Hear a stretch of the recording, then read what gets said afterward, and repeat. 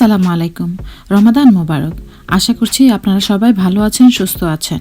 আজকে আমি আপনাদের জন্য নিয়ে এসেছি খুবই সহজ কিন্তু খুবই মজাদার একটি ফালুদা রেসিপি।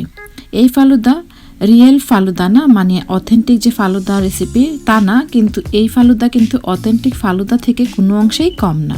ঝটপট খুবই সহজে একদম তাড়াতাড়ি বানিয়ে ফেলা যায় এই ফালুদা। খেতে অসাধারণ। গরমের দিনে ঠান্ডা ঠান্ডা এই ফালুদার রেসিপিটি আশা করছি আপনাদের ভালো লাগবে। তাহলে শুরু করা যাক। আর এজন্য প্রথমেই আমি 1 প্যাকেট ইনস্ট্যান্ট জেলির প্যাকেট নিয়েছি। প্যাকেটের ইনস্ট্রাকশন অনুযায়ী 1.5 কাপ ফুটন্ত গরম পানি দিয়ে জেলির প্যাকেটটাকে গুলিয়ে ঠান্ডা করার জন্য ফ্রিজে রেখে দিচ্ছি। অন্যদিকে আরও একটি পাত্রে আমি 1/2 লিটার লিকুইড দুধ নিয়েছি। ফুল ক্রিম লিকুইড মিল্কটা নিয়েছি। আরও দিয়ে দিচ্ছি 1/3 কাপ গুঁড়ো দুধ, 1/3 কাপ চিনি। এখন এই সবগুলোকে একসাথে লিকুইড দুধের সাথে মিশিয়ে দুধটাকে নেড়ে ঘন করে নেব। আপনারা চাইলে পাউডার মিল্কটা বাদও দিতে পারেন, সেক্ষেত্রে লিকুইড মিল্কটা আরও একটু বাড়িয়ে জাল দিয়ে ঘন করে নেবেন। জাল করতে করতে লিকুইড মিল্কটা দেখুন এরকম ঘন হয়ে এসেছে। এই দুধটা ঠান্ডা হলে আরও একটি ঘন হয়ে যাবে। আমি দুধটা ঠান্ডা করতে রেখে দিলাম। অন্যদিকে নিয়ে নিচ্ছি 1 কাপ সাবুদানা। এই সাবুদানাটা আমি 4 কাপ কুসুম গরম পানি নিয়ে নিব একটি পাত্রে। নিয়ে সেই পানিতে সাবুদানাটাকে রান্না করে নেব।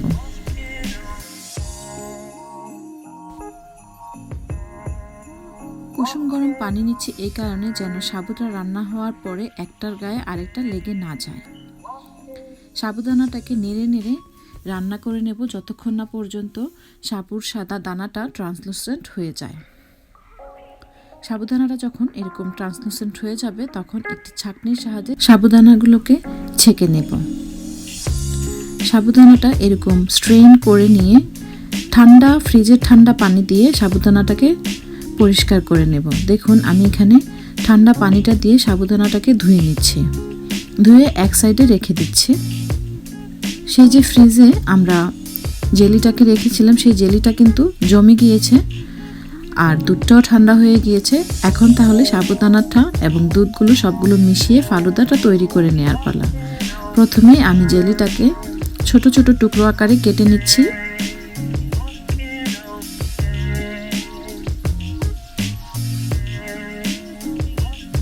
আমি এখানে চেরি ফ্লেভারের জেলিটা ব্যবহার করছি। আপনারা চাইলে অন্য যে কোনো কালার বা ফ্লেভারের জেলিও ব্যবহার করতে পারেন। একটা কলা নিয়ে কলাটাকেও টুকরো টুকরো করে কেটে সাবুদানাটার সাথে মিশিয়ে নিচ্ছি। দিয়ে দিচ্ছি পমোগ্রানেট সিড বা বেদানার সিড। এটা দিলে কালারটা অনেক বেশি সুন্দর হয়। আপনারা চাইলে অন্য যে কোনো ফ্রুটও ব্যবহার করতে পারেন। দিয়ে দিচ্ছি পিস্তাশিও, আমন্ড এবং কুচি করে রাখা খেজুর। ড্রাই ফ্রুটস কিংবা ফল আপনারা আপনাদের পছন্দ মতো ব্যবহার করতে পারেন। দিয়ে দিলাম জেলি এবং ঠান্ডা করে নেওয়া ঘন দুধ। এখন সবগুলো একসাথে নেড়ে ভালোভাবে মিশিয়ে নিচ্ছি। হালকা একটু রুয়াবজার সিরাপ দিয়ে দিচ্ছি, এতে করে ফ্লেভার এবং কালার দুটোই সুন্দর হয়। আপনারা চাইলে বাদও দিতে পারেন।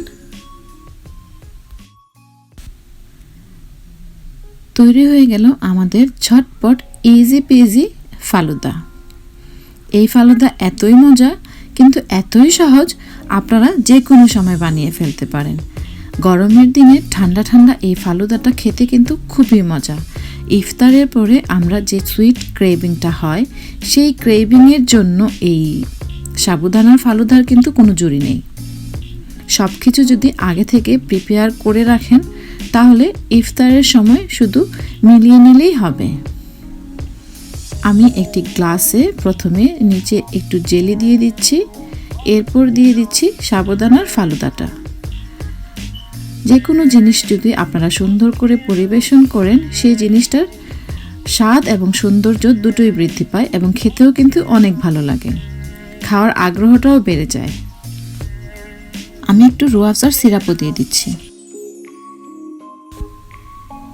আশা করছি দেখতে অনেক লোভনীয় এবং খেতে খুবই মজাদার ইজি পেজি এই ফালুদার রেসিপিটি আপনাদের অনেক ভালো লেগেছে। ভালো লাগলে প্লিজ লাইক কমেন্ট শেয়ার করবেন বেশি বেশি, আর আমার চ্যানেলটি সাবস্ক্রাইব করতে কিন্তু ভুলবেন না। ভালো থাকবেন সবাই, স্টে সেফ, স্টে হেলদি, খুদা হাফেজ।